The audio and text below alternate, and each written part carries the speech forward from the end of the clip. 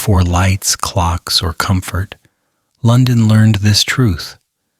Darkness was not empty, it was decisive, and every night rewrote the rules of survival for everyone who remained awake then. Many listen quietly here, night after night. If this calm travels with you, you may stay. Subscribing keeps this silence alive. London, around the year 900 AD, does not fall asleep the way modern cities pretend to, and this is something you feel immediately, as if the night itself is correcting a misunderstanding. There is no gradual dimming, no soft glow leaking from windows, no illusion of control politely easing the city into rest. When the sun drops behind the low, uneven skyline, London simply stops. Daytime does not fade into night. It breaks off abruptly like a sentence left unfinished, leaving the listener suspended in meaning rather than conclusion. One moment, the city exists in full view. The next, it withdraws, not dramatically, but decisively, as if visibility itself has been revoked. The streets do not slowly empty, they surrender. Doors close not out of courtesy or routine, but necessity. Wood pressing against wood with the quiet urgency of people who know better than to linger. Faces disappear not because people are done with the day, but because the day has abandoned them first. What remains outside is not activity, but exposure. This is not bedtime in any comforting sense. This is a retreat coordinated without announcement, understood without instruction. In the London of 900 AD, sunset is not a mood or a metaphor. It is a signal, sharp and practical. A biological one, as bodies respond instinctively to the loss of light. A social one, as shared behavior shifts without debate. And a legal one, though no document needs to be read aloud to enforce it. When the light goes, so does supervision. Rules loosen, not because people suddenly become rebellious or careless, but because enforcing order in darkness is exhausting and, more often than not, pointless. Authority prefers daylight. Law prefers witnesses. Night offers neither, and it does so consistently. Corners blur, distances lie. Intentions become harder to prove and easier to deny. In such conditions, power does not disappear, but it hesitates. And so, unofficially and quietly, the city agrees to pause, not out of discipline and certainly not out of virtue, but out of practicality. London goes to bed early, not because it is well behaved, but because it cannot see what it is doing anymore. There are no street lamps to soften the dark, no glowing windows to reassure passers-by that life continues indoors, no clocks glowing red on walls, no watches ticking on wrists. Time after sunset becomes vague. It stretches, compresses, and occasionally disappears altogether. People do not know what hour it is. They only know whether it feels late or too late. Habit replaces measurement. You eat when you always eat. You sleep when everyone else sleeps. You stop moving when movement begins to feel risky.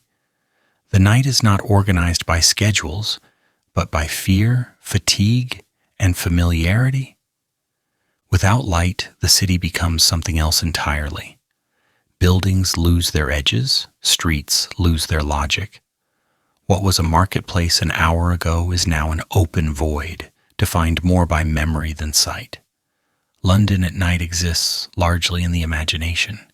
People navigate it by what they remember, not by what they see.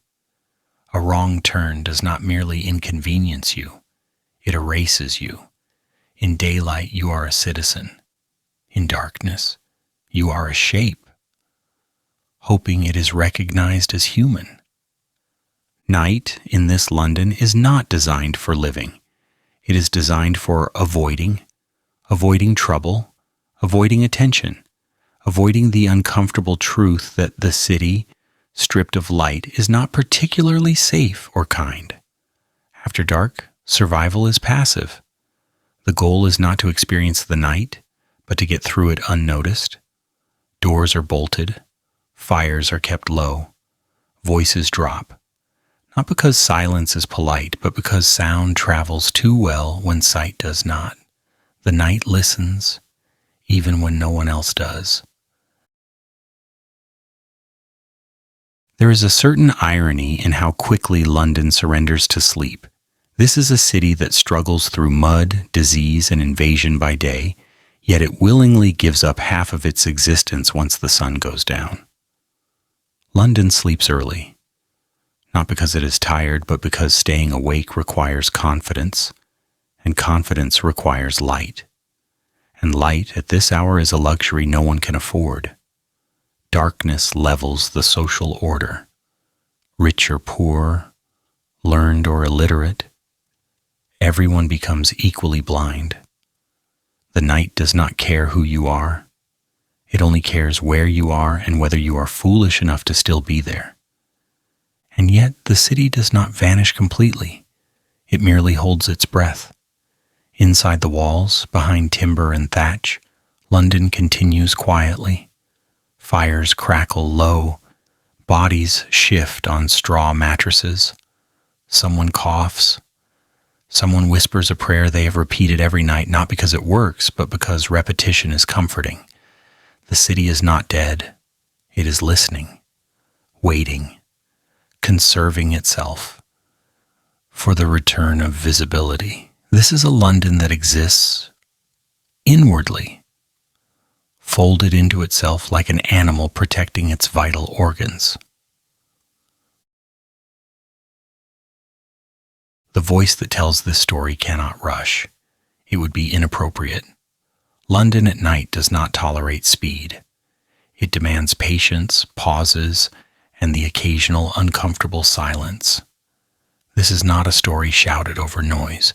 It is one overheard through walls, told as if you are not supposed to be listening, as if the city itself might wake up if you speak too loudly. The tone must remain calm, not to soothe, but to avoid provoking anything, because in the dark, even curiosity feels reckless. There is a soft, almost accidental humor in all of this. London goes to sleep early, not because it values rest, routine, or self-care, but because there is simply nothing left to do once you cannot see your own hands. Productivity ends where visibility does. Ambition has office hours. The city does not romanticize the night. It does not explore it. It tolerates it cautiously, with the same expression one might reserve for bad weather or distant thunder.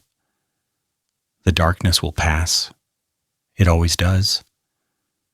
The important thing is to remain intact until it does. And so, as the last usable light drains from the sky, London shuts itself down.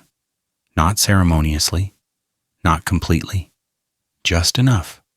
Enough to survive, enough to wait, enough to pretend by morning that the night never really happened at all. The biology of darkness. If the night in early medieval London feels frightening, it is not because people imagine danger into existence. It is because their bodies are already convinced it is there. Long before philosophy, religion, or superstition gets involved, biology has made its decision. Human beings without artificial light do not negotiate with darkness. They obey it. The body sets the schedule, and the schedule is not flexible. When the light fades, hormones shift, energy drains, and attention narrows. This is not cultural preference. It is chemistry.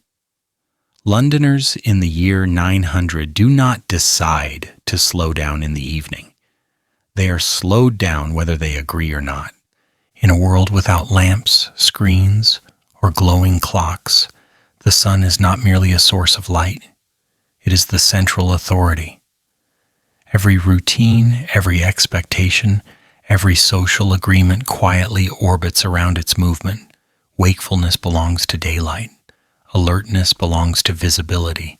Once the sun lowers itself toward the horizon, the body begins preparing for something it understands instinctively: withdrawal. Muscles relax. Reaction time lengthens. Thoughts become less precise, more repetitive. This is not exhaustion in the modern sense. It is alignment. The body is syncing itself with an environment that has become hostile to awareness. Sunset in this context is not romantic. There are no poetic pauses to admire colors in the sky.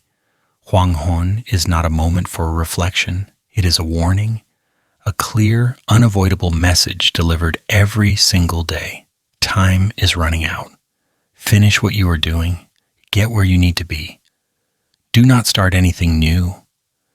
There is a subtle urgency in how people move as the light declines, a quiet efficiency that comes from generations of repetition. No one needs to announce it. Everyone feels it at the same time. The light is going. You should already be on your way. Modern minds tend to associate sunset with softness.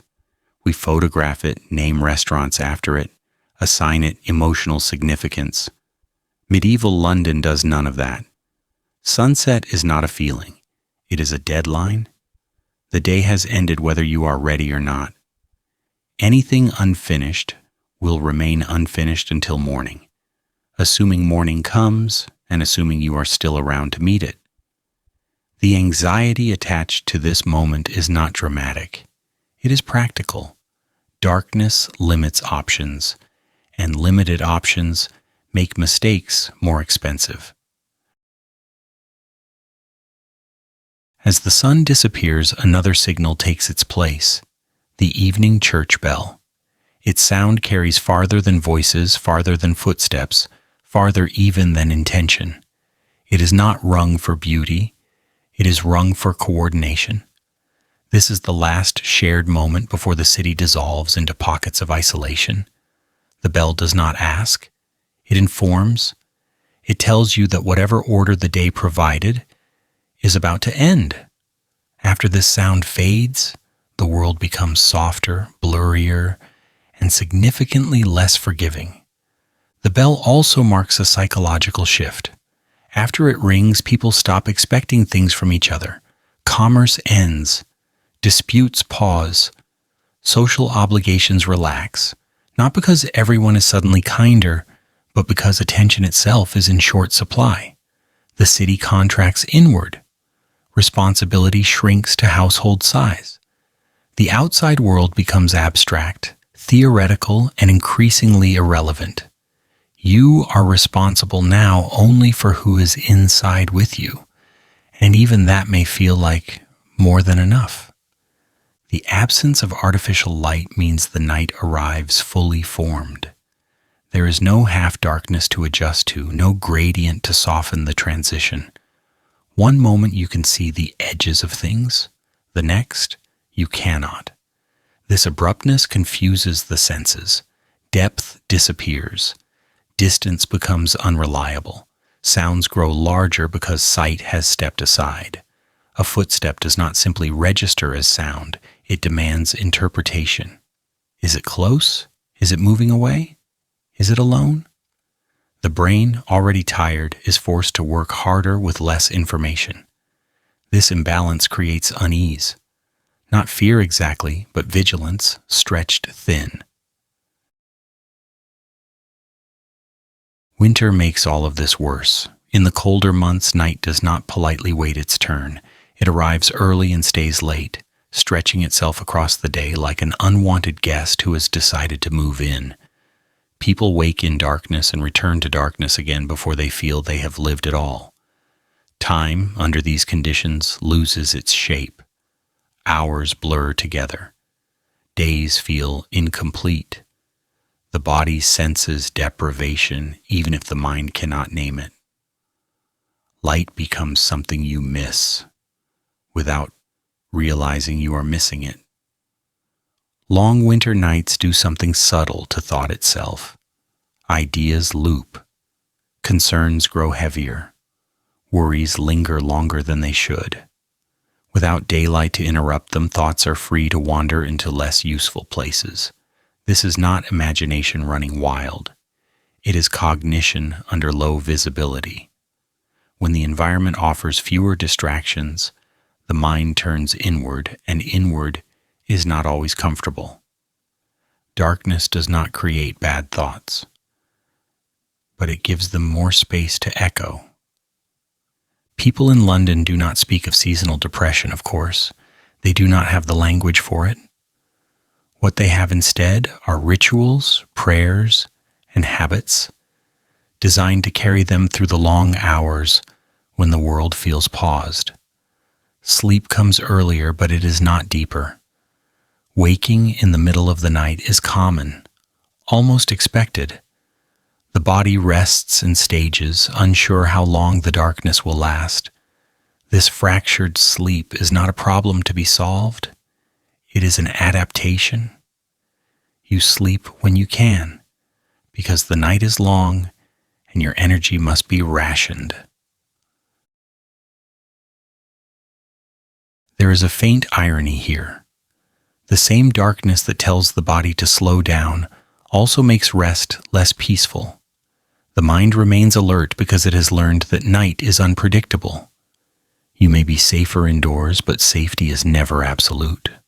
Sounds carry, fires flicker, dreams bleed into waking moments. The boundary between thought and perception weakens. People wake unsure whether they heard something or imagined it. In a city without light, certainty is rare after sunset. This biological response to darkness explains much of the fear attached to night, but it also explains the resignation. Londoners are not constantly panicked after dark. Panic requires energy. What they feel instead is caution layered over fatigue. A sense that the world has become slightly hostile, not enough to fight, but enough to endure. Darkness becomes something you manage, not something you challenge. You adjust your behavior, lower your expectations, and wait. There is a dry, almost accidental humor in how completely the body controls the schedule. Without artificial light, ambition has limits. Productivity is a daytime activity. Creativity has office hours. Once the light goes, so does the illusion that you are in charge. The body closes the meeting. The brain submits its resignation. London at night is not lazy. It is biologically compliant. When darkness arrives early, thought follows it, not because people are weak, but because the mind mirrors its surroundings. Reduced light produces reduced certainty. Reduced certainty produces caution. And caution, sustained over hours, feels very much like unease. This is the true source of night's power in early London. Not monsters, not myths, just a human nervous system doing exactly what it evolved to do when it can no longer see what might be approaching. By the time the city settles fully into night, fear has already done its work quietly. It has narrowed movement, shortened conversations, and convinced most people that staying still is the wisest option. Darkness has not attacked London, it has persuaded it. And persuasion, especially when reinforced by biology, is far more effective than force. Inside the houses after dusk. Once the streets of London surrender to darkness, life does not end. It compresses. It folds inward, retreating behind timber walls and low doorways into spaces that are warmer, smaller, and far less forgiving than daylight ever suggested. The night belongs to the indoors now, and indoors in the year 900 is not the private refuge modern imagination likes to picture. It is shared, crowded, smoky, and intensely human. A typical wooden house after sunset is defined first by its fire, not by comfort, but by necessity. The hearth glows weakly, fighting a quiet battle against damp air and creeping cold. The fire is never allowed to roar. Fuel is precious, and an uncontrolled flame is both dangerous and wasteful. Instead, it smolders. Smoke hangs low, curling into the rafters, clinging to hair, skin, and fabric. Every house smells the same at night. Wood smoke, sweat, cooked grains, and moisture that never fully leaves the walls. It is not unpleasant enough to complain about, but never pleasant enough to forget. Light from the fire does not fill the room. It sketches it. Faces appear in fragments. Hands move in and out of visibility. Corners remain undefined, as if the house itself prefers not to reveal everything it contains. Shadows stretch unnaturally across walls, made uneven by age and hurried construction. At night, these houses seem older than they are, heavier with memory and use. They creak, settle, and occasionally protest the movements of the people inside them. Everyone is here. Parents, children, grandparents, sometimes neighbors, sometimes animals. The idea of separate rooms, separate lives, separate moments simply does not apply. Privacy is not denied, it is not even imagined. The household exists as a single organism. You eat together because there is nowhere else to eat.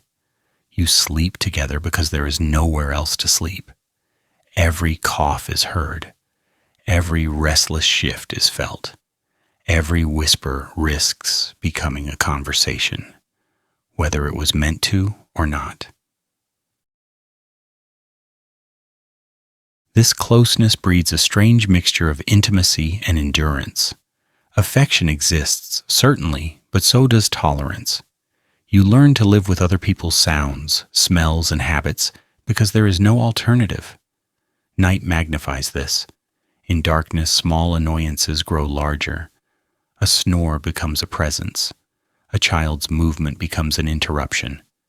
Someone turning over on a straw mattress feels like a minor event. And yet, this shared discomfort is normal. It is the expected price of shelter. Evening meals are simple and early. There is no reason to delay. Once darkness settles in fully, eating becomes less appealing. You cannot see your food well enough to enjoy it, and conserving energy matters more than lingering. Dinner is functional. It warms the body, fills the stomach, and signals the end of activity. Afterward, there may be quiet conversation, tool mending, or prayer, but nothing ambitious. The night is not the time for plans. It is the time for preservation. Sleep comes early, but not all at once. This is perhaps the most misunderstood part of medieval nightlife. People do not collapse into 8 uninterrupted hours of rest. Their sleep is layered, segmented, and strangely deliberate. The first sleep arrives soon after darkness fully settles. It is heavy and deep, driven by physical labor and the body's insistence on rest. For a few hours, the household sinks into relative stillness, broken only by the fire's faint sounds and the occasional movement of someone dreaming too vividly. Then, sometime in the middle of the night, people wake. Not everyone, not always, but often enough that it feels normal. This waking is not alarming. It is expected. Eyes open, minds clear slightly. Some people pray, some talk quietly, some tend the fire, some simply lie there, thinking thoughts that only appear when the world is dark and silent. This is not insomnia. It is intermission. After this quiet interval, the second sleep begins. Lighter, shorter, but no less important. The body rests again, preparing itself for dawn, whenever dawn decides to arrive. This pattern fits the long nights of the medieval world better than any modern sleep schedule ever could. It acknowledges that darkness is not a single block of time to be conquered, but a landscape to be crossed in stages. There is something faintly humorous in this arrangement. People in London do not complain about not sleeping through the night. They do not measure rest by uninterrupted hours. They simply sleep twice and consider the matter resolved. In a way, it is efficient. If the night insists on being long, you break it into manageable pieces. You adapt rather than resist. Yet even indoors, safety is not absolute. Fires can fail. Roofs can leak. Illness does not respect walls. The night exaggerates every small vulnerability. A child's fever feels more serious at midnight. A strange noise sounds more deliberate. Without light, reassurance is harder to come by. You cannot easily check. You must assume. An assumption in the dark rarely favors optimism. Despite this, there is comfort here. Familiar discomfort is still comfort. The walls, thin as they are, mark a boundary between known and unknown. Outside is the city's darkness, indifferent and vast. Inside is the shared warmth of bodies and breath. The house does not make the night disappear, but it makes it survivable. It gives darkness a frame. As the hours pass, the household drifts between sleep and awareness, between dreams and quiet listening. Time loses urgency. No one is counting minutes. The night will last as long as it lasts. The important thing is to remain where you are, doing very little until light returns. Activity is postponed. Ambition is deferred. Existence becomes the goal. When morning finally approaches, it does not announce itself dramatically. It seeps in. A slight change in the quality of darkness. A faint lightening near the doorway. Someone stirs. The second sleep ends. The cycle prepares to repeat itself. Another day will begin soon enough, and with it, noise, movement, and expectation.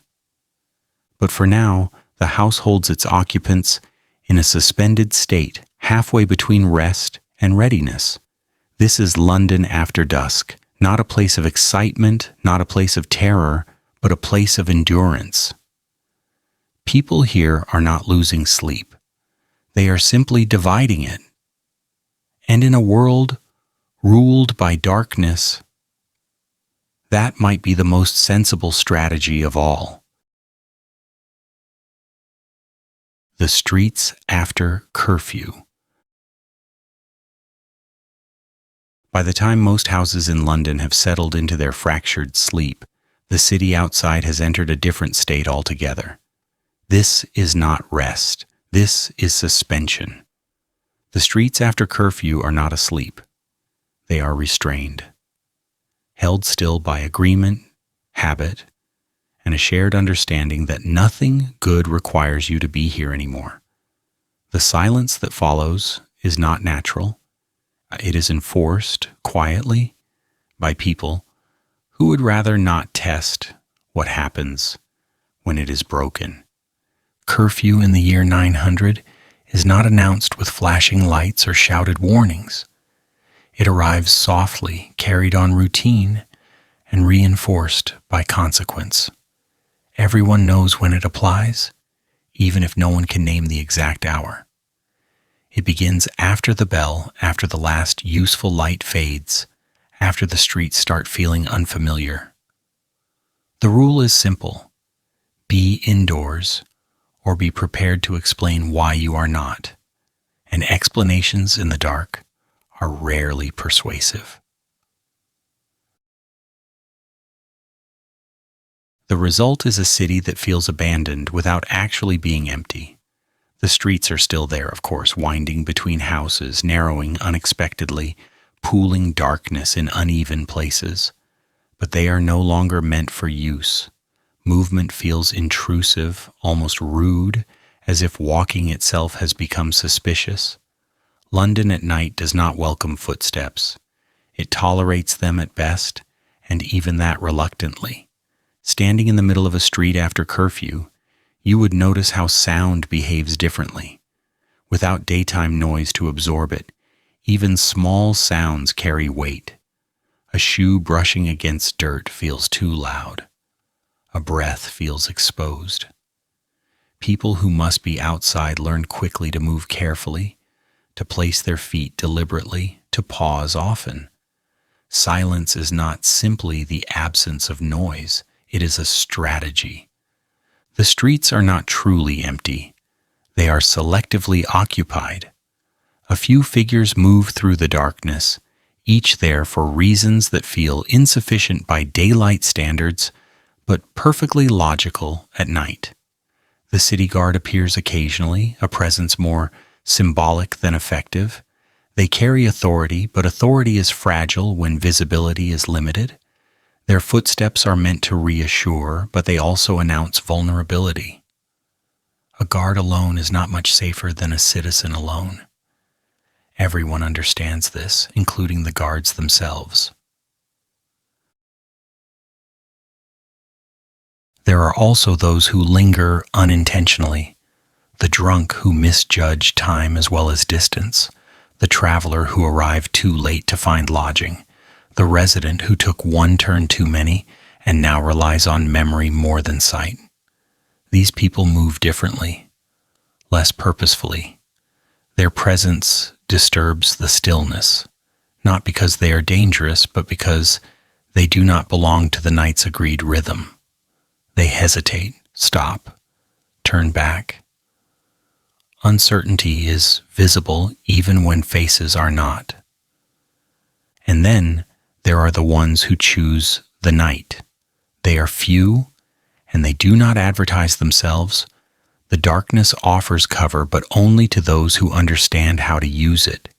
They move along walls, not down the center of streets.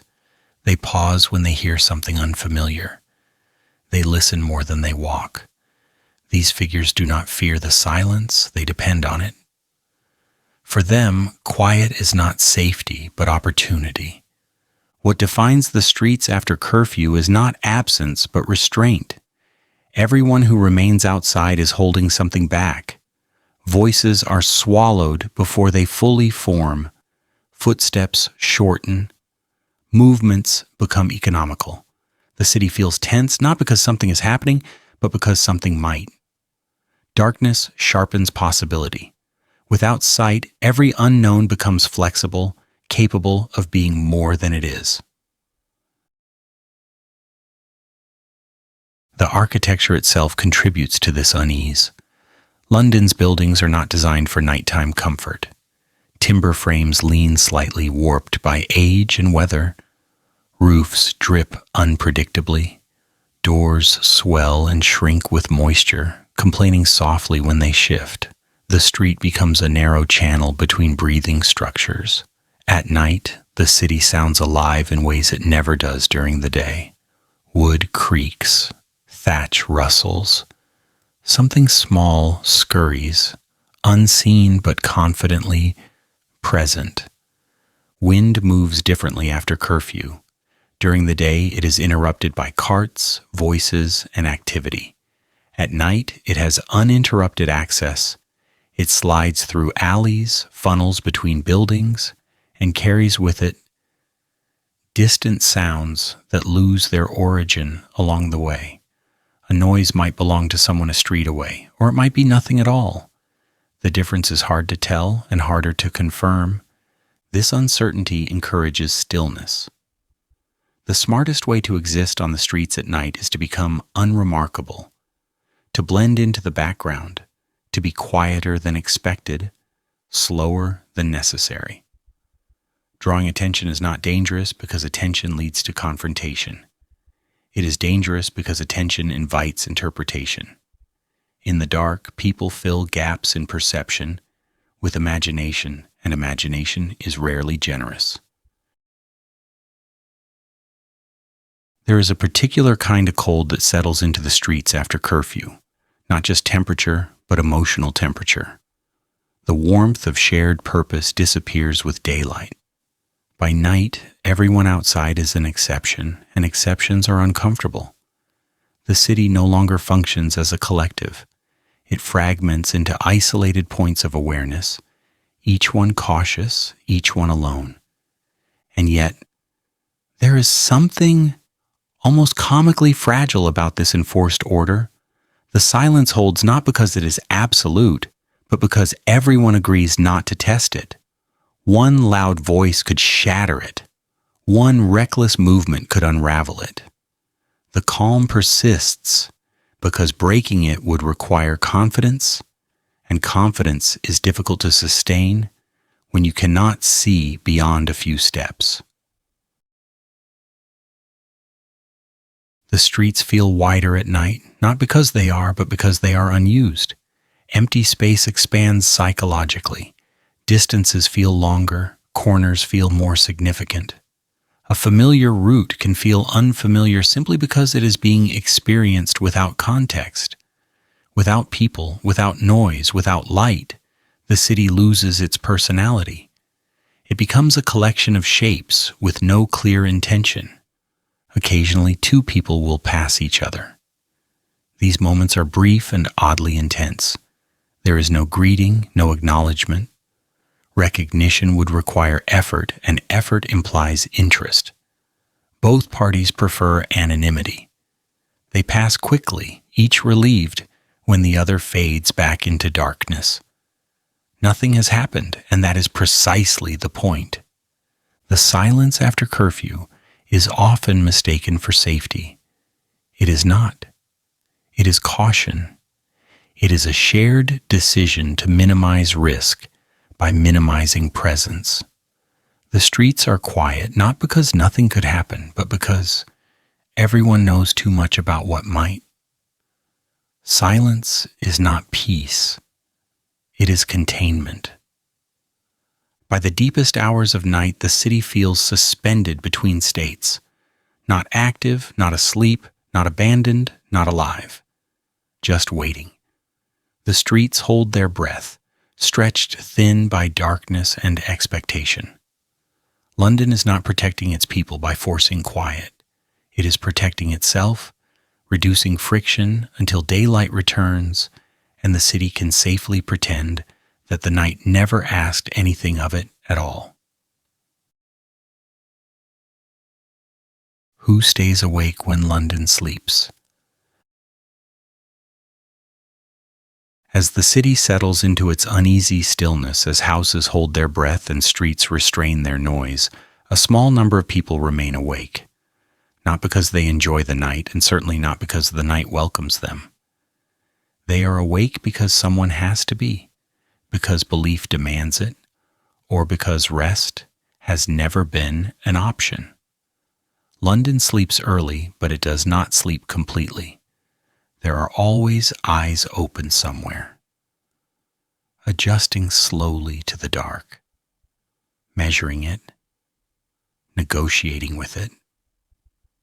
The night watchmen are the most visible of these figures, though visibility is a generous word. They move through the streets carrying responsibility that outweighs both their tools and their authority. Their job is simple in theory. Keep order, notice trouble, intervene if necessary. In practice, it is mostly about presence. Being seen, or at least suspected to be nearby, is meant to discourage chaos. The problem, of course, is that being seen also makes them targets, and being nearby does not always mean being capable. A night guard's equipment is modest, a weapon that offers reassurance more than dominance. A lantern sometimes, though its light reveals as much as it conceals. Too much light marks your position. Too little makes your role symbolic at best. The guard walks a careful line between visibility and vulnerability, aware that authority fades quickly when surrounded by darkness. His confidence must be performed, because true confidence, would require certainty, and certainty is rare at night. These guards know the streets well, but familiarity does not erase danger. It only makes them more aware of where danger prefers to wait. They listen constantly, distinguishing between ordinary sounds and ones that do not belong. A dog moving is normal. A cartwheel turning is not. They pause often, not because they are lazy, but because haste is a liability. Every step is deliberate. Every corner is approached as if it might argue back. There is a quiet irony in their role. They are meant to protect the city, yet the city offers them very little protection in return. Alone or in pairs, they patrol spaces that everyone else has abandoned. Their authority is strongest when nothing happens at all. If something does happen, their limitations become immediately obvious. The night watch is not a force, it is a gesture. And gestures, while comforting, do not always resolve conflict. Not far from the guards, though rarely intersecting with them, are the monks and clerics who remain awake for different reasons entirely. While the city sleeps for survival, they stay awake for meaning. Their nights are structured by prayer, not patrol. In candlelit chapels and quiet chambers, voices murmur words that have been repeated so often they no longer feel new. The darkness for them is not hostile. It is appropriate. Prayer in the middle of the night is not dramatic. It is disciplined. The monks do not expect visions or revelations. They expect routine. Darkness strips away distraction, leaving only thought and intention. In these hours, the world feels thinner, closer to whatever lies beyond it. This is not necessarily comforting, but it is purposeful. They stay awake not because they choose to, but because their faith has already chosen for them. There is a certain tension here. While the rest of London avoids the night, these men step into it deliberately, though within controlled boundaries. They do not wander the streets. They do not test the darkness. They meet it on their own terms, indoors, surrounded by ritual. Their wakefulness is structured, protected by belief. The city's fear does not apply to them in the same way, though it is never entirely absent. Even faith benefits from locked doors. Beyond guards and monks, there is another group awake by necessity rather than duty or devotion: the poor, the displaced, those for whom the night offers no clear distinction between inside and outside. For these people, sleep is opportunistic. It happens when it can, where it can, and not always for long. The darkness does not signal rest, it signals exposure. The night does not grant the poor the luxury of withdrawal. Without stable shelter, the city's quiet becomes a threat rather than a comfort. Sounds must be monitored. Movements must be minimal. Locations must be chosen carefully. Sleep, if it comes, is light and easily broken. For them, the night is not something to endure passively. It is something to manage actively, moment by moment. There is no romance here, no poetic suffering, just exhaustion negotiating with caution. These figures blend into corners, doorways, and the edges of public spaces, becoming part of the city's shadow architecture. They are rarely acknowledged by those who pass, when anyone passes at all. At night, invisibility is both protection and erasure. And then there are the encounters, rare, uncomfortable, and memorable, precisely because they should not happen. Two figures crossing paths where neither expected company, a guard meeting someone who cannot explain their presence, a monk glimpsing movement where there should be none, a traveler mistaking silence for safety. These moments are brief, but they carry weight. In the dark, meeting another person feels intimate, intrusive, and potentially dangerous all at once. No one lingers in these interactions. Conversations are short or non-existent. Questions are asked carefully, if at all. The goal is not connection, but resolution. Identify the situation, minimize risk, move on. The night does not encourage curiosity. It punishes it. There is a shared understanding among all who remain awake. The night is not neutral. It has preferences. It favors the quiet, the cautious, and the prepared. Those who ignore its rules do not always suffer immediately, but they do not go unnoticed either. The darkness remembers movement. It holds on to sound. It rewards patience and penalizes impulse. This creates a strange hierarchy among the wakeful. Guards, monks, the poor, and the reckless all occupy the same hours, but not the same reality. Each experiences the night differently, shaped by purpose, belief, or lack of choice. They rarely intersect meaningfully, and when they do, it is uncomfortable for everyone involved. The night is not a community. It is a shared condition. There is, woven through all of this, a subtle layer of irony. The night belongs to very few people, yet none of them truly enjoy it. The guards would rather be home. The monks would rather be praying in daylight if faith allowed it. The poor would rather be anywhere else entirely. Even those who exploit the darkness do so out of necessity or desperation, not delight. The night is not a playground. It is a negotiation. London, in these hours, feels like a city running on minimal staffing. Essential roles only, no extras, no spectators. Everyone awake has a reason, and the reason is rarely pleasant. The darkness filters out the optional parts of society, leaving behind only what cannot stop. As the hours pass, fatigue deepens. Alertness dulls. Even those trained to stay awake feel the pull of sleep. Mistakes become easier to make. Judgments become slower. The night does not need to do anything dramatic. It simply waits. Time itself becomes part of the pressure. By the time the first signs of morning begin to dilute the darkness, those who have stayed awake feel a quiet relief. Not triumph, not satisfaction, just release.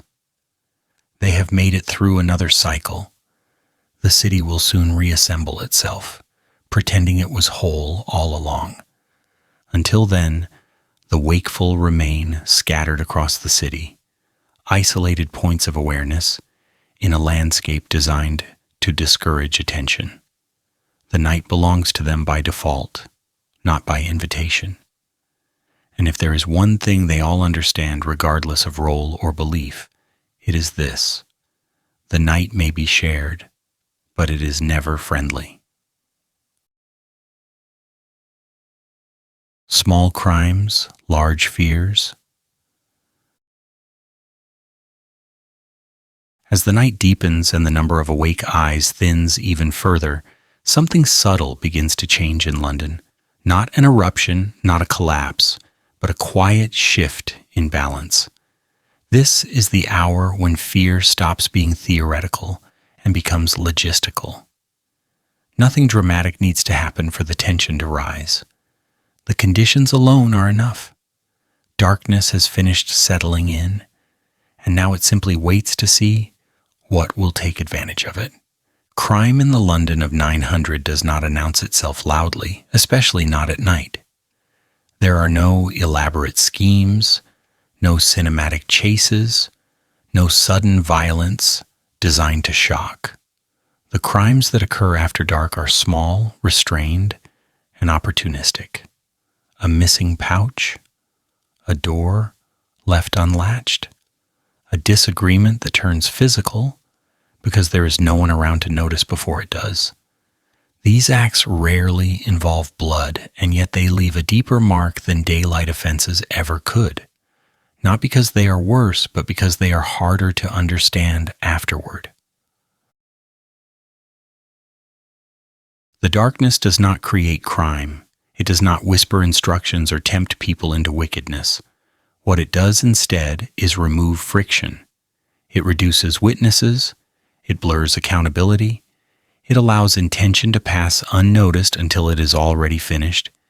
In daylight, wrongdoing must contend with eyes, memory, and consequence.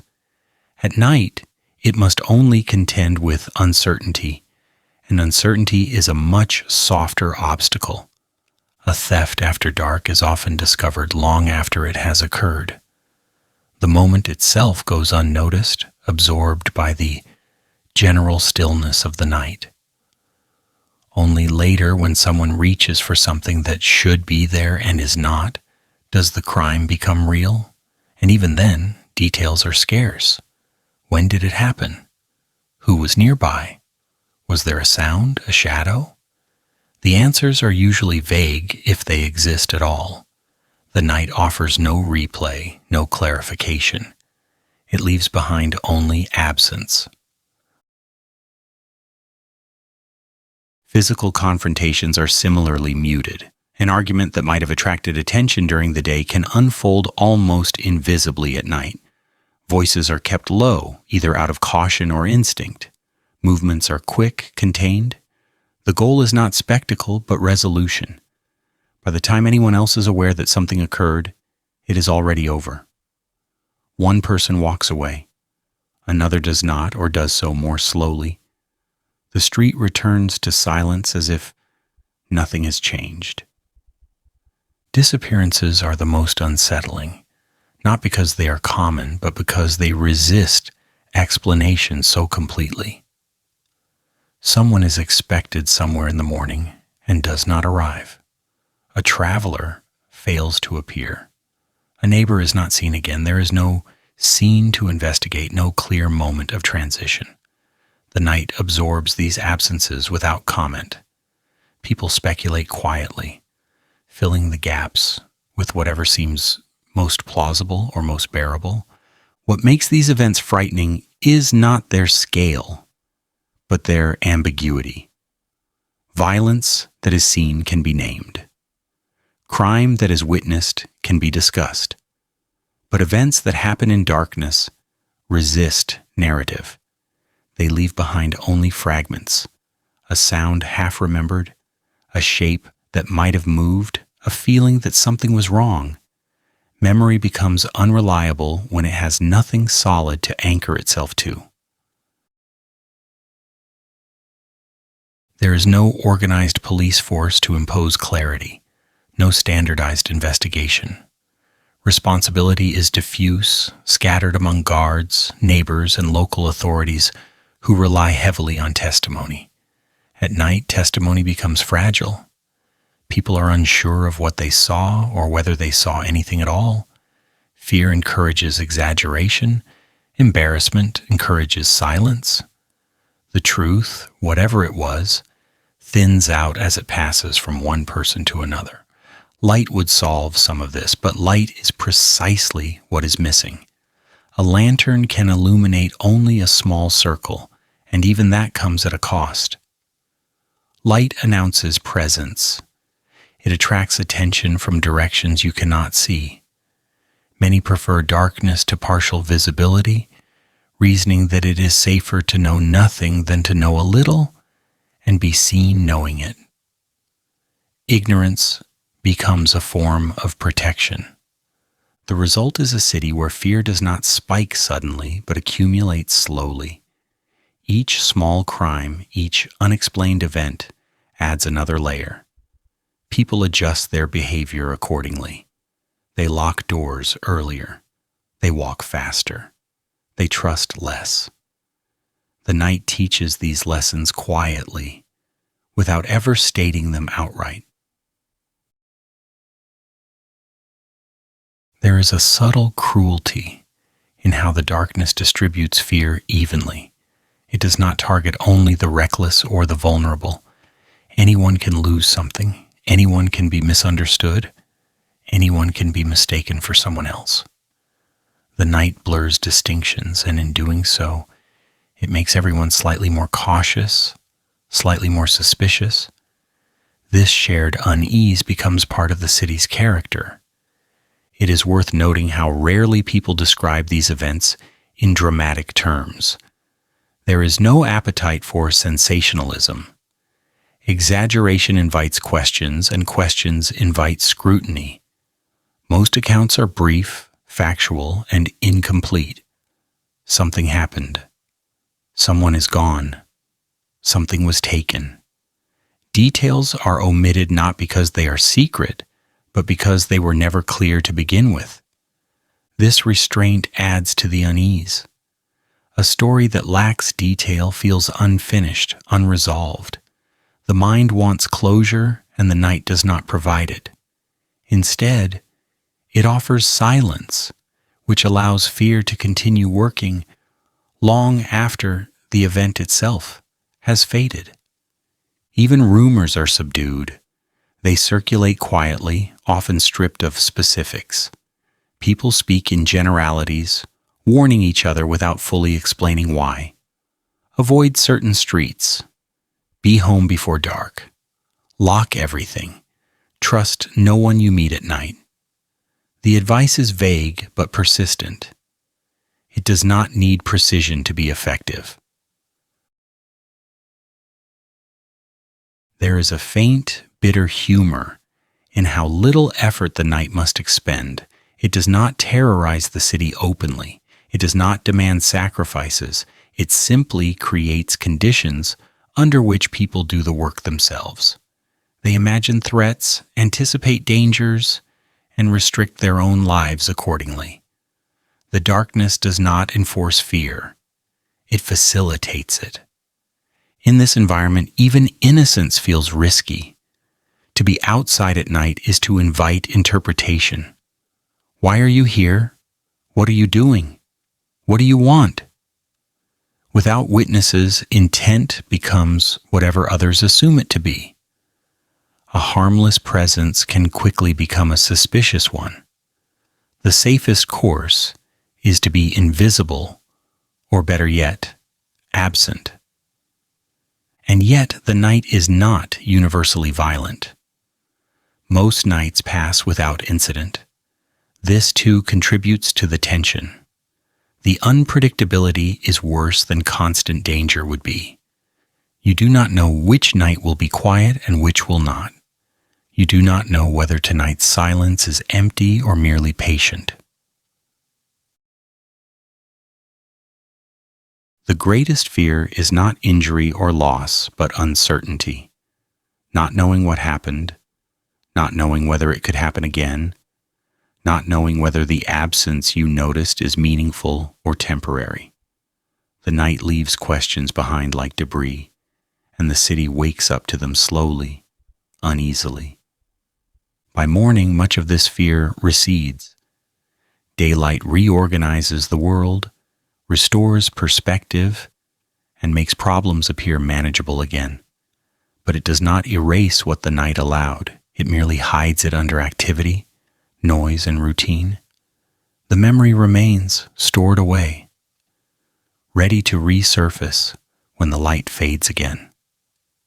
This is the true power of darkness in early London. It does not kill, it does not attack, it does not need to. It simply removes visibility, and with it certainty. People do the rest themselves, adjusting, restricting, remembering. The night does not create monsters. It creates spaces where monsters do not need to explain themselves. And that, more than any act of violence, is what keeps London cautious after dark. Because when no one can say exactly what happened, everyone is forced to imagine what might have. Taverns, whispers, and rumors. After the sharper edges of night have done their work, after fear has settled, after streets have emptied, after uncertainty has quietly rearranged behavior, London's social life does not disappear. It contracts, slows, and lowers its voice. This is where the tavern comes in. Not as a place of excess or celebration, but as one of the last semi-public spaces willing to tolerate human presence before darkness claims the city completely. Taverns close early in the London of 900, not because the night is young, but because the night is already too much. By the time the doors are barred and the last cups are cleared away, the most important work of the tavern has already been done. Drinks are consumed quickly, efficiently. No one lingers for atmosphere.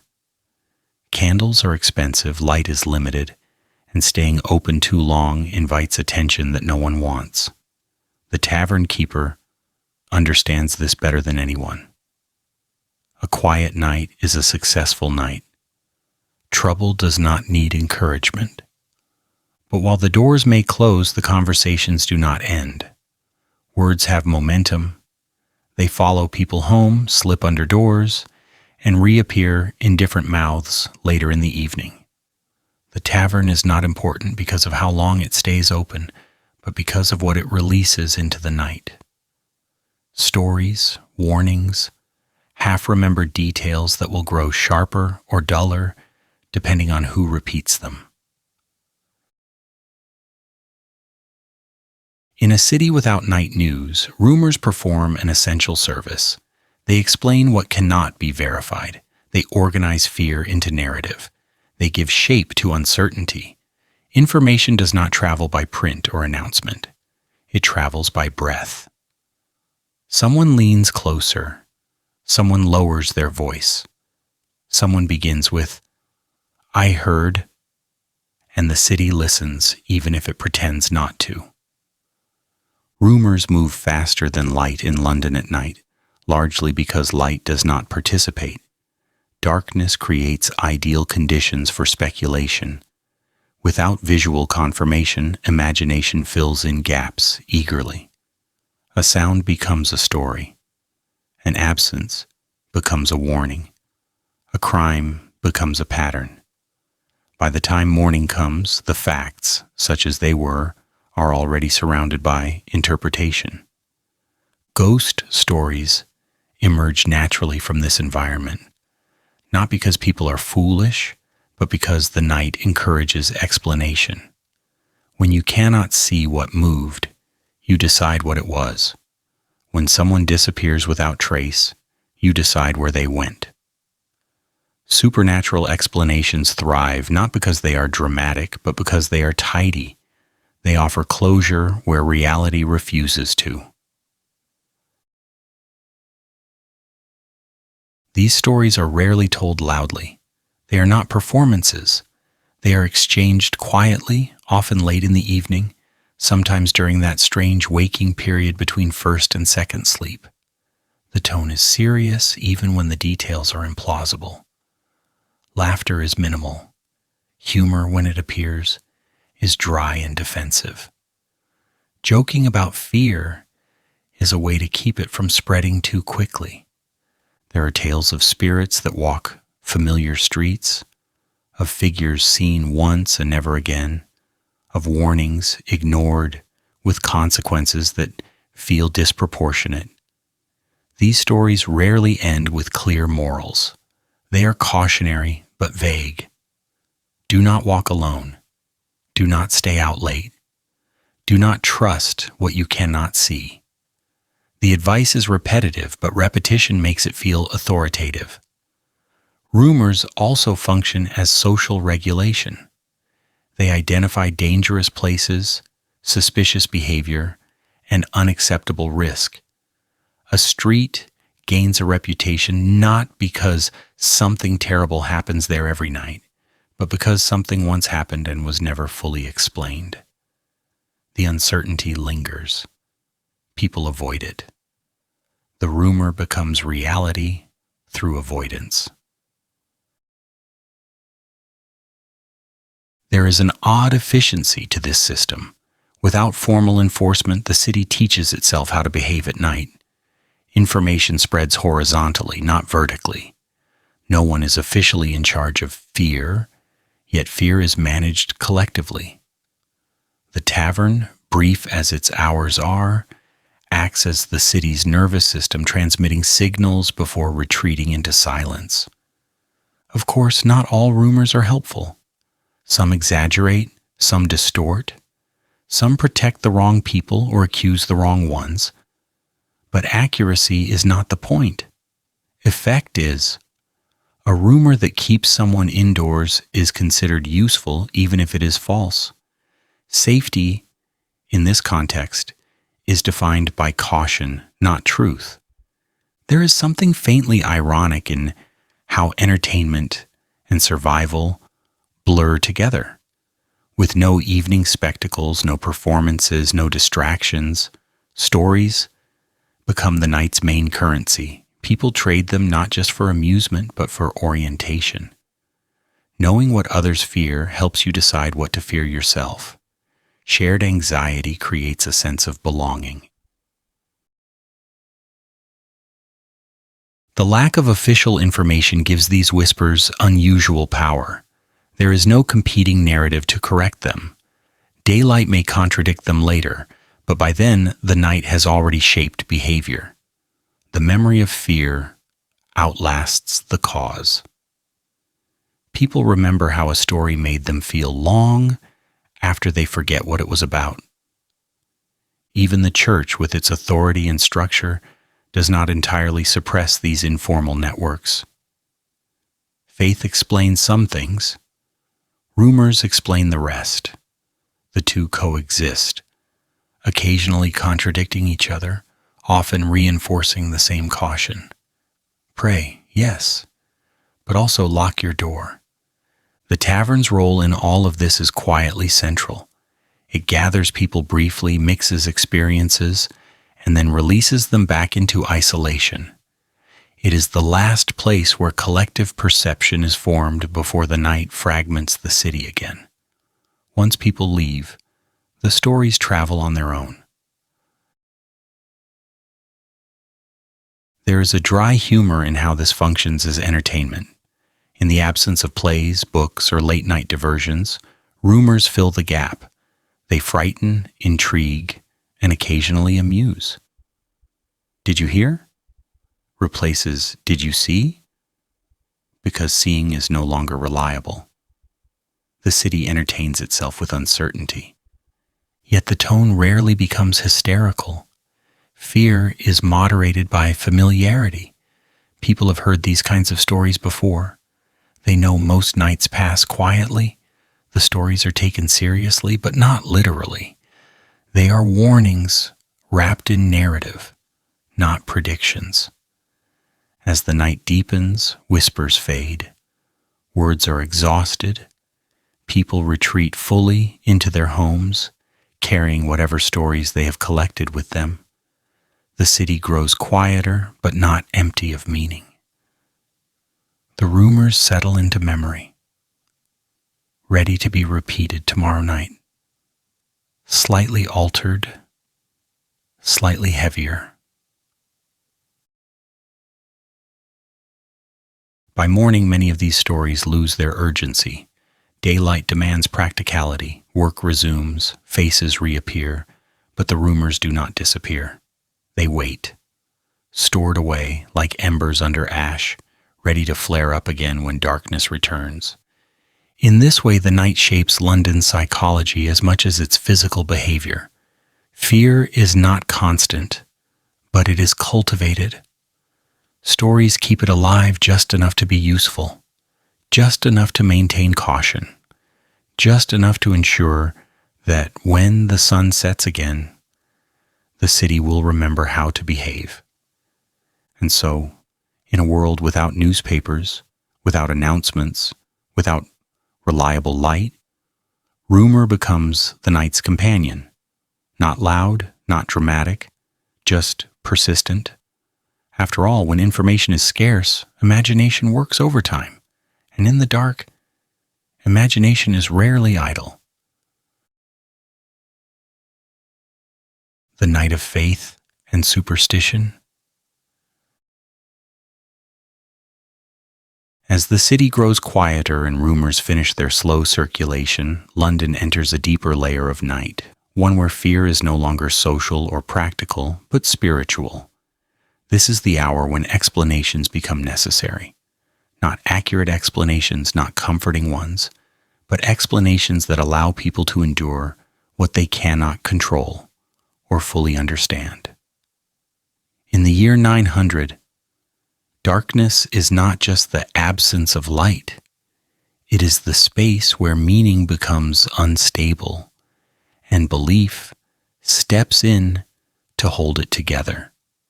For the people of London, the night is when the invisible world feels closest. During the day, faith is structured. It lives in churches, sermons, rituals, and rules. At night, faith becomes personal and defensive. The boundaries between the physical and the unseen feel thinner, more permeable. Sounds have no clear source. Shapes shift unexpectedly.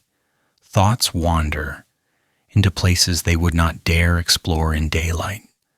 It is in these hours that belief stops being abstract and becomes immediate. Demons, spirits, wandering souls, these are not metaphors. They are working explanations. When something moves without a visible cause, it must still have a cause. When fear appears without a clear threat, it demands justification. The night provides no evidence, but belief does not require it. Belief only requires consistency, and the darkness is consistently unclear. The idea that night is when the invisible world becomes active is not sensational. It is logical within this framework. If humans retreat indoors, if light withdraws, if order loosens, then whatever exists beyond human control would naturally have more room to move. The absence of visibility becomes proof, not of emptiness, but of presence. You cannot see them because they do not want to be seen. This belief does not necessarily lead to panic. More often it leads to caution. People behave carefully not just because of criminals, but because of unseen judgment. The night watches. God watches. Spirits watch. Darkness becomes crowded, even when it appears empty. Silence is respected not only for safety, but out of reverence. One does not shout into sacred space. Prayer changes at night. It becomes less aspirational and more transactional. During the day, prayers may ask for success, health, or forgiveness. At night, they ask for survival, protection, continuity. Let morning come. Let nothing cross this threshold. Let us wake up as we are. The goal is not improvement, it is preservation. These prayers are often repetitive, spoken quietly, sometimes without full attention. Their power lies not in novelty, but in familiarity. Familiar words anchor the mind when the environment offers no reassurance. Repetition creates rhythm, and rhythm creates calm, even when meaning fades. The prayer becomes less about divine response and more about human stability. There is an unspoken understanding that the night is not a time for miracles. It is a time for endurance. God is asked not to intervene dramatically, but to refrain from testing. This is not the language of triumph. It is the language of negotiation. Faith here is not heroic. It is cautious. Superstition exists comfortably alongside formal religion. It fills in gaps that doctrine leaves open. Holy water, charms, gestures, and small rituals provide additional layers of protection. These acts are not considered contradictory to faith, they are considered supplementary. When the stakes are unclear, redundancy feels wise. People avoid certain actions at night not because they are forbidden, but because they are believed to attract attention from forces that do not explain themselves. Whistling, speaking certain names, standing in particular places. These behaviors are quietly regulated, passed down, without official endorsement. They persist because they seem to work, or at least because no one wants to test what happens if they do not. There is a calm heaviness to these beliefs. They do not inspire excitement or curiosity.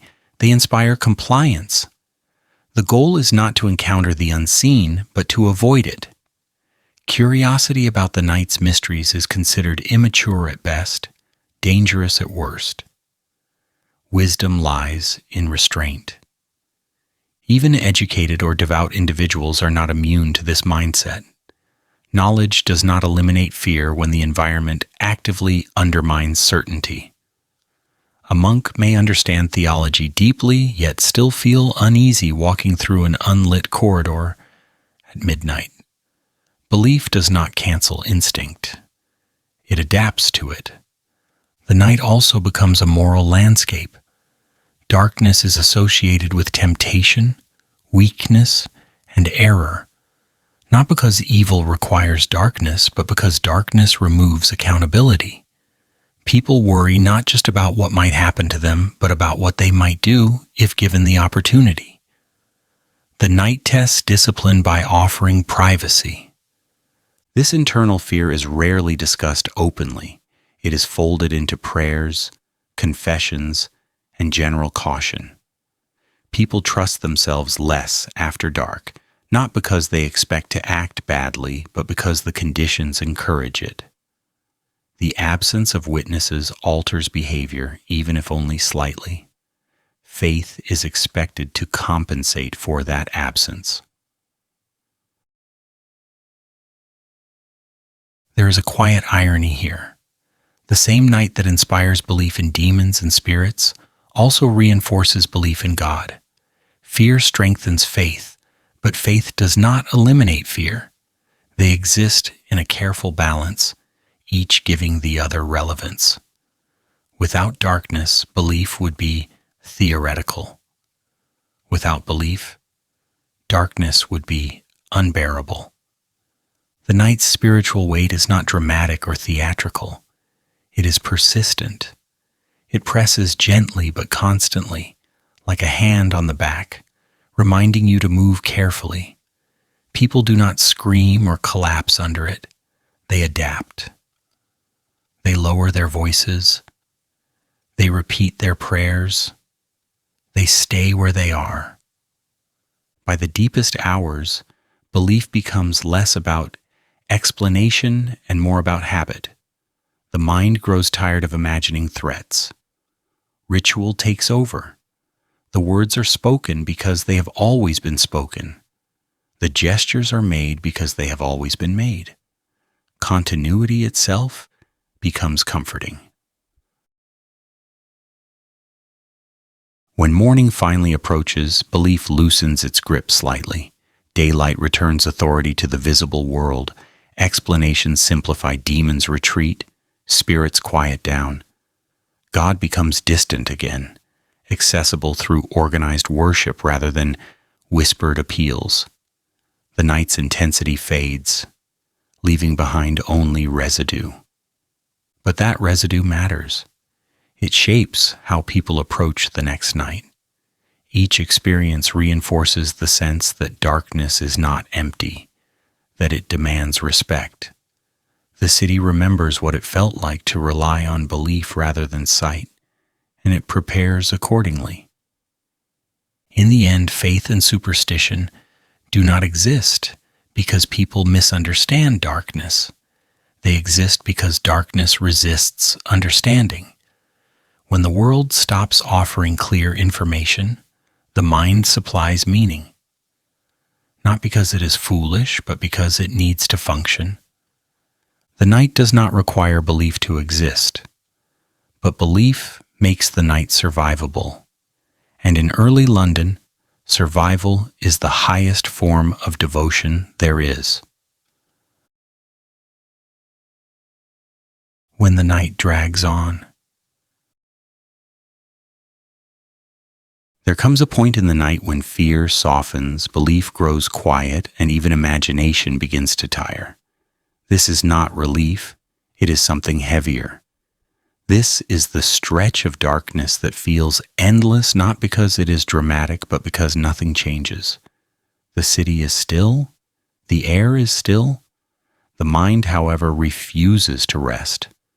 This is when the night truly drags on, not forward, not backward, just outward, expanding in all directions until it feels larger than the day that preceded it. These are the nights when sleep does not arrive on schedule or arrives briefly and leaves again without explanation. A body lies still while the mind remains alert, circling the same thoughts with diminishing patience. Every sound feels louder simply because there are fewer of them. Every silence feels intentional.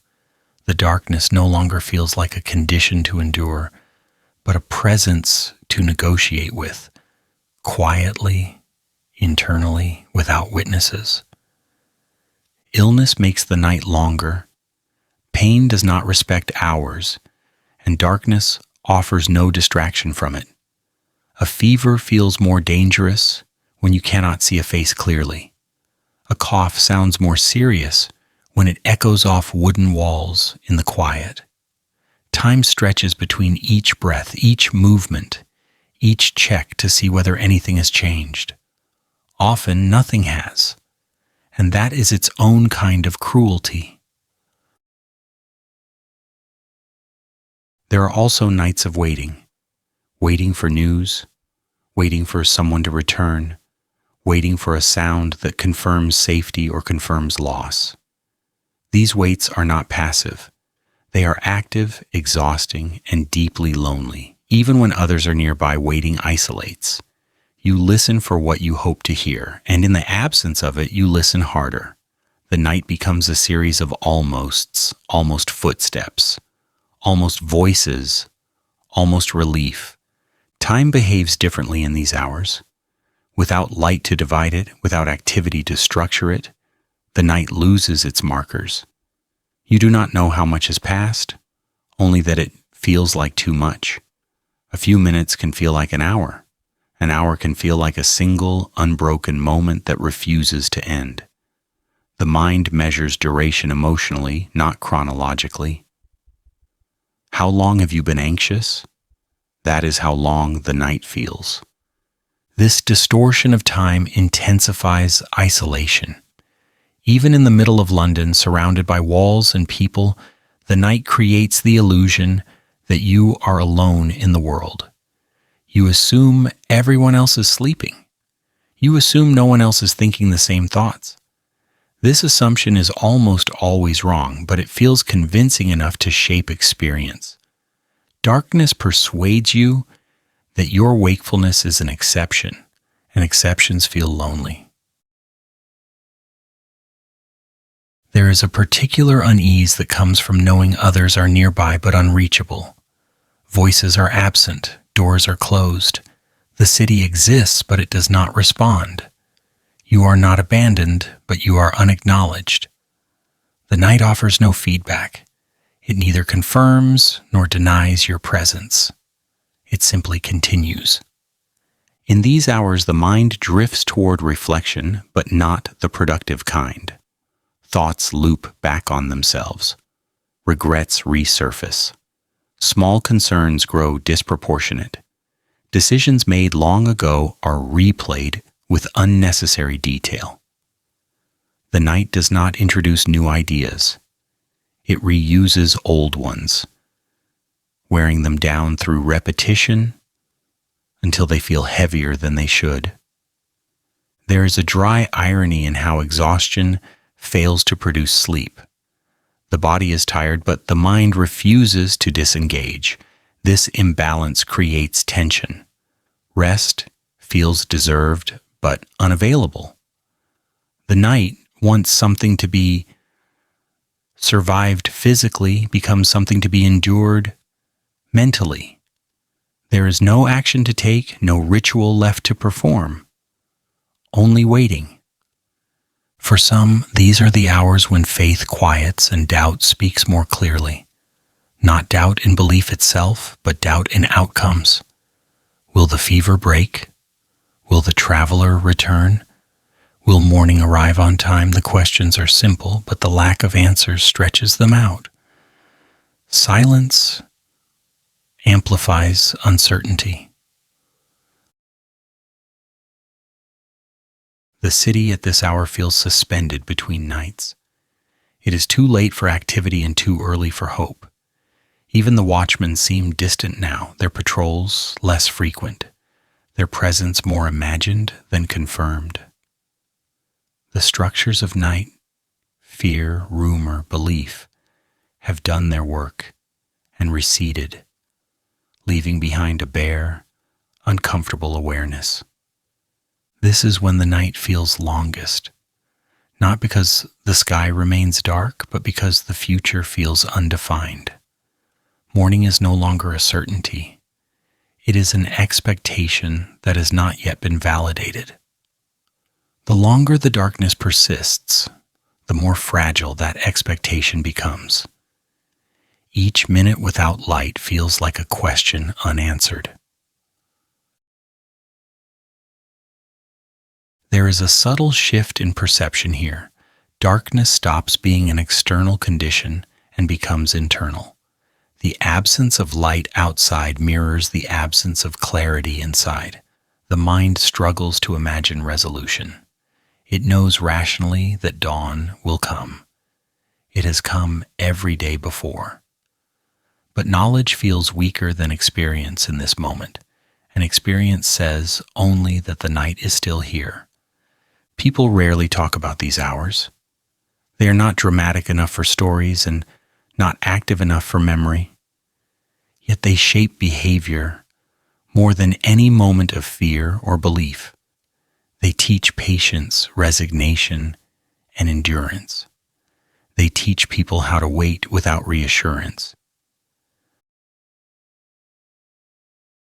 When light finally begins to return, it does not feel triumphant. It feels corrective, as if the world is being set back into alignment after drifting slightly off course.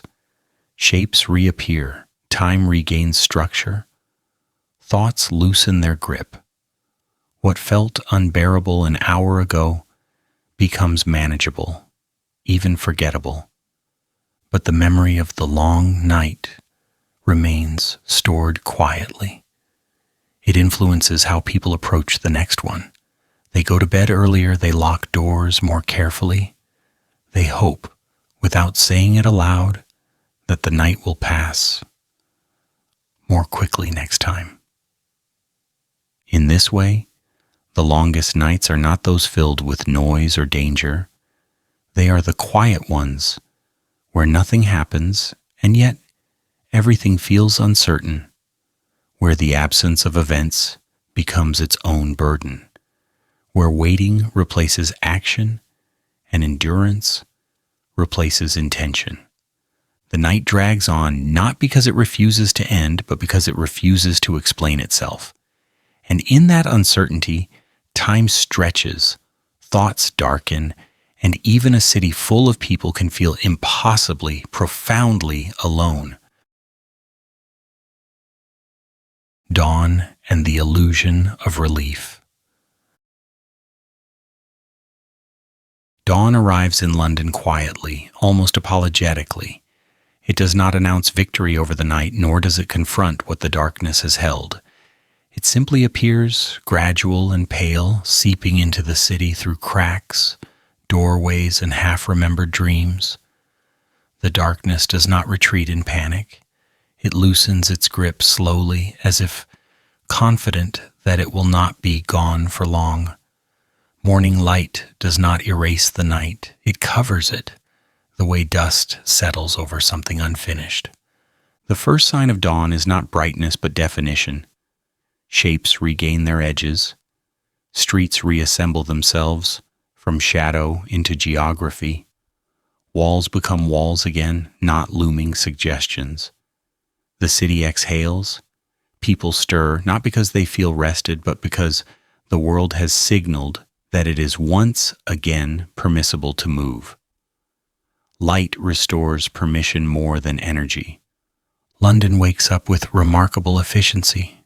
Doors open, fires are rekindled, tools are lifted, faces appear carefully neutral, as if nothing significant occurred during the night. There is no formal acknowledgement of fear, no collective processing of what darkness felt like hours earlier. The city does not discuss the night. It steps over it. This amnesia is not accidental. It is necessary. To dwell on the night would be to admit vulnerability, and vulnerability does not help a city survive. Instead, London resumes its routines with practiced confidence. The same streets that felt hostile now feel ordinary. The same corners that seemed uncertain now feel navigable. Daylight reframes everything, offering explanations that darkness withheld. Morning conversations are practical. Who is ill? Who is late? What needs fixing? If something went missing during the night, it is noted briefly, often without emotion.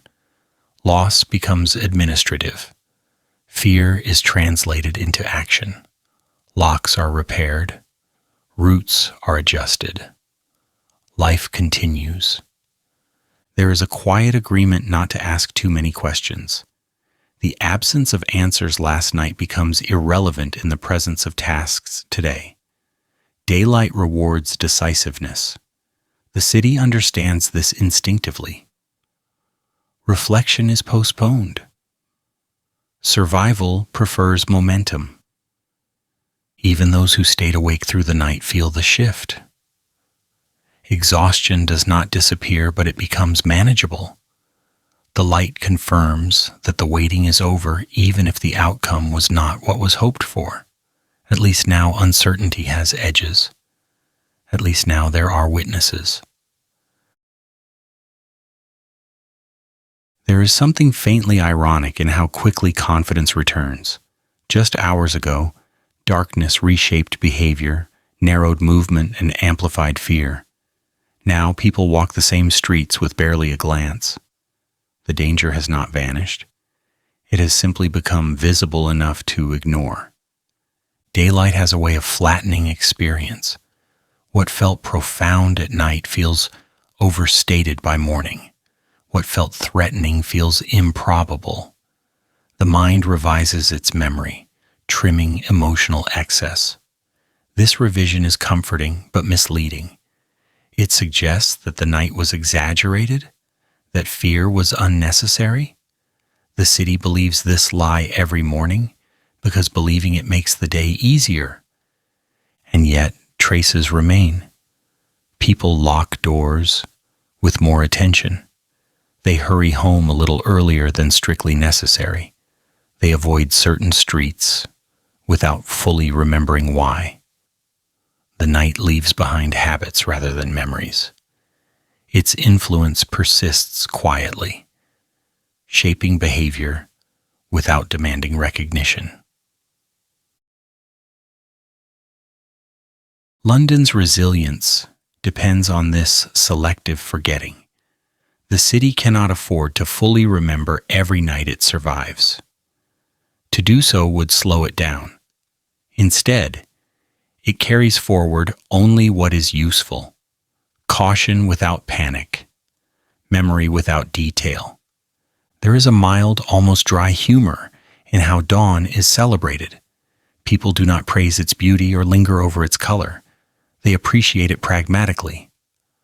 Dawn is valuable not because it inspires, but because it confirms continuity.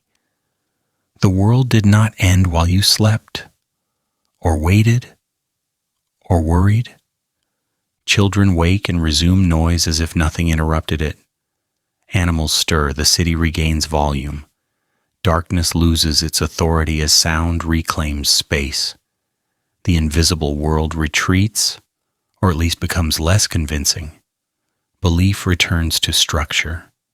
Fear returns to background noise.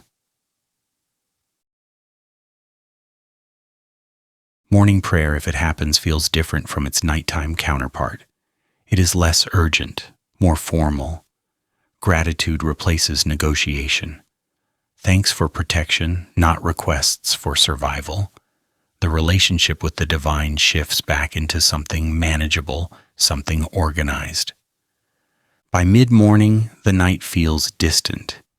Its intensity fades quickly under the pressure of labor and daylight. The city looks functional again, even healthy. The illusion is convincing enough that most people accept it without resistance. But the night has not been defeated. It has only been postponed. Darkness is patient.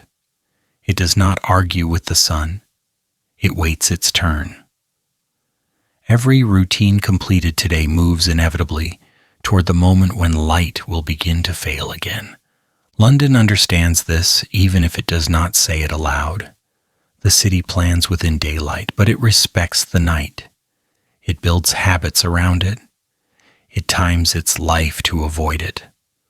The night defines the limits of ambition.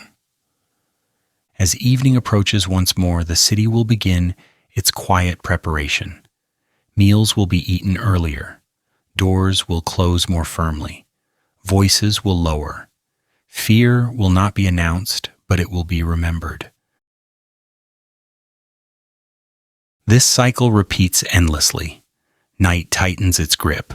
Morning loosens it. The city survives in the space between. There is no final victory, no lasting relief. Only rhythm. The comfort of dawn, then, is real but incomplete. It soothes without solving. It reassures without guaranteeing. People love morning not because it is gentle or beautiful, but because it confirms survival. It proves that the negotiation with darkness was successful one more time. And so London greets the light with practical gratitude, not celebration, not relief, just acknowledgement. The night has passed. That is enough. For now. Because everyone knows, even if they do not dwell on it, that the darkness will return. It always does. And when it does, the city will once again lower its voice, narrow its world, and wait. After all, the people of London do not love dawn because it is lovely. They love it because they have survived another night.